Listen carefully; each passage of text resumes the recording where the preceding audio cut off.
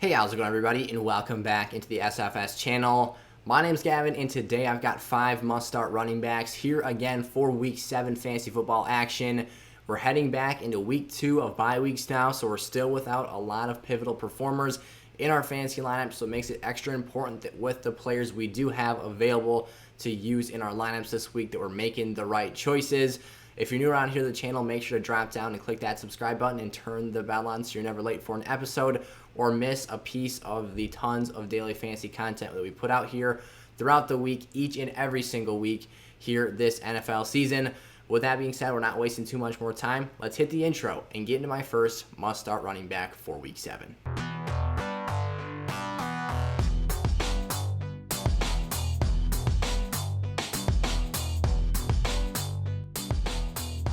Alrighty, here we go. So how about Darrel Williams here for this first spot on today's list?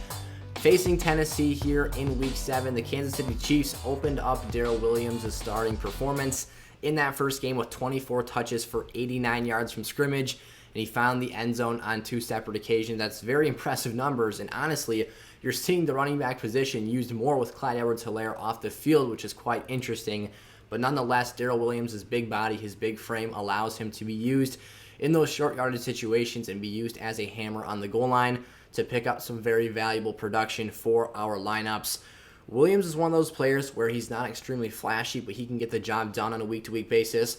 And although the Tennessee Titans did show some improvement, although it's very relative to their previous very low performances early on this season, they did look a little bit better against Buffalo. Now, they were playing up to the competition for most of that performance, and they were putting together quite an impressive defensive outing considering the struggles they've had throughout the beginning of the season so far. But this is still a matchup that's very exploitable for Kansas City. Buffalo still beat them in their spots and were able to have some success running the football in that game. Williams should be able to come in here at the very least. Now you're looking at that scrimmage yardage total of 89. Not a super impressive performance without those 2 touchdowns, but the fact that he's being used in that fashion as a player who is capable of producing those numbers because he has that goal line skill set makes him a favorable option for me and a player you got to put back in your lineups here for a second straight game. How about Cordarrelle Patterson here? Coming off a rest, coming off the bye week in Week 6, taking on the Dolphins here.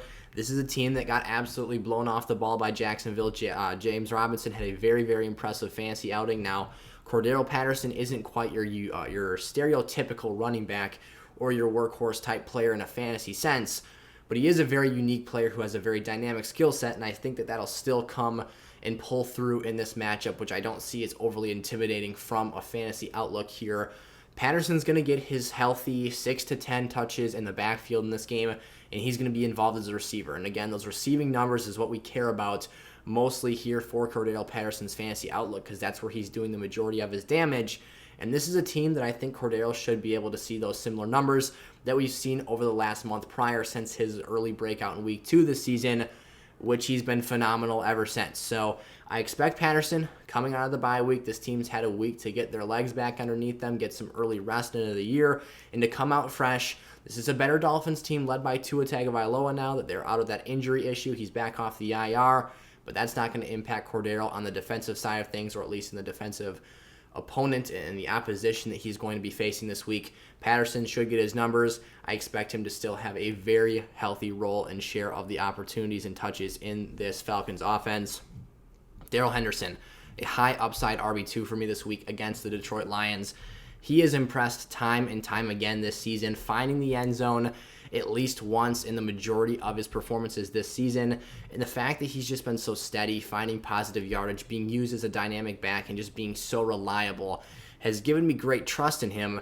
And then the fact that you get the Lions here in Week 7, they've been playing some close football games, but we're starting to see the wheels kind of fall off the wagon here. This was a team we looked at on paper in this offseason, and we said there's a significant talent mismatch between them and almost every other NFL team this year. And the coaching, the spirit, the hard working, the fight, and the personality of this team, that culture in that locker room, kept them close in games. But then they lost 34-11 after 2 back-to-back heartbreaking performances the 2 weeks prior. I think that this is start of the erosion that we're going to see for this Lions team the rest of the season. And if that continues to stay true, this Rams team is far too much for the Detroit Lions defense to handle. They're going to have their way, win at the line of scrimmage, and push this Detroit Lions defensive front around. They're going to be able to pass it all over them, run all over them. It's not going to be a close game.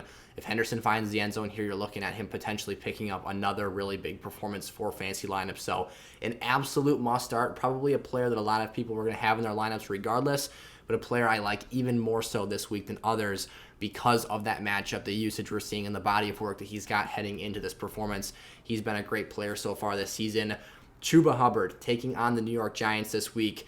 He's got back-to-back performances now in half PPR scoring with 12.5 or more fantasy points, and this is very impressive for somebody who isn't really catching footballs at the rate that you would expect him to, picking up the slack for Christian McCaffrey. So now, obviously looking back into retrospect here, very unfortunate news last week. We would love to be talking about Christian McCaffrey taking on the Giants, but obviously he went to the injured reserve, had already missed. He was heading into his third missed game. This is starting to get like an ugly situation for CMC owners. But Chuba is at least doing enough to make up for the loss that you're probably not completely derailed for your season. Now there's a clear drop-off from going from Christian McCaffrey to Chuba Hubbard. But the point is here, he's getting the job done to some extent. He's not very good at catching the football, and that's the one limitation here. He's kind of got stone hands, has a lot of drops. There's a lot of check-down passes that Sam Darnold makes to him that just flat out hit him right between the fingers, and it just, boom, straight to the ground. So not what you like to see, but as a rusher, he's got a touchdown last week, something that was a bit of a pleasant surprise as I expected that goal line carrying workload to be divvied up a little bit amongst the backs who are still in that rotation there in Carolina, although, of course, Chuba is still seeing the majority of the touches. But this Giants defense has been absolutely taken to school the last couple of weeks by running backs in fantasy.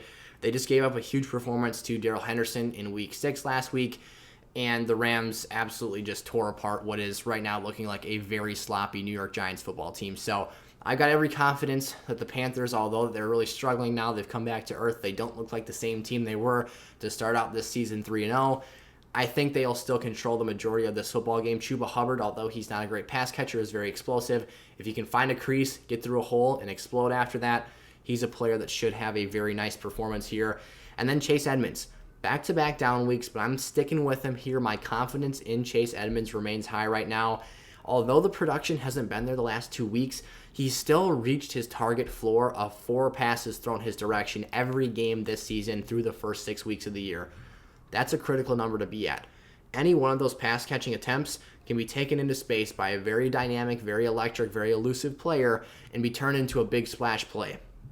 I don't know why he didn't see more involvement running the football in this contest against Cleveland, as one of his only carries was taken for, I believe it was 30 yards.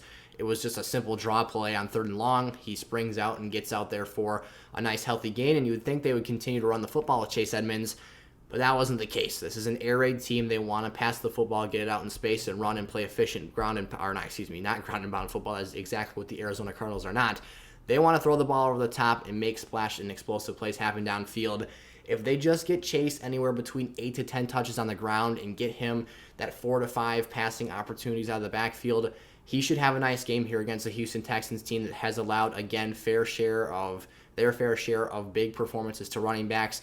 Not to compare Chase Edmonds at all to Jonathan Taylor, but just for perspective here, at the running back position, JT had a monster performance against this team last week. James Conner is also a player I'd consider for lineup value this week if you're looking that direction. Not a very efficient player, not explosive whatsoever, but I do see a situation here where Arizona has a couple of goal line opportunities and can use Conner to pound that in for 6. So whereas I'm typically liking Edmonds over Conner, I still feel that way this week because I like the efficiency and the skill set better, but both players should have the opportunity to put together healthy fantasy scoring outputs here in Week 7. Alright, those are my 5 must-start running backs for Week 7 fantasy football. If you enjoyed today's video, make sure to leave it with a like and click that subscribe button. Again, if you're new around here, if you've got any individual questions for me regarding your lineups and teams this week, feel free to put those down in the comment section below. I can't promise I'll get to every single one of you guys, but for at least the first 24 hours that this video is out, I will be making sure I can get back to as many of you as possible and respond to your questions so that you obviously have an edge heading into your fantasy weeks here and can try and pick up those must-needed W's. So, thank you all so much for watching. I'll see you guys next time. Peace out.